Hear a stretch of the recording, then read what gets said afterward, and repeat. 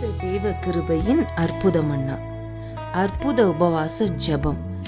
பவுல் கூறும்போது, அநேக தரம் பிரயாணம் பண்ணினேன்.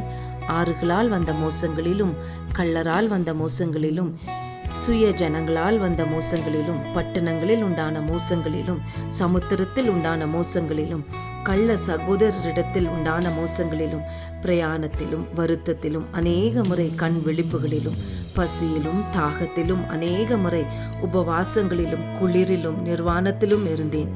இவை முதலானவைகளை அல்லாமல் எல்லா சபைகளை குறித்தும் உண்டாயிருக்கிற கவலை என்னை நாள்தோறும் நெருக்குகிறது.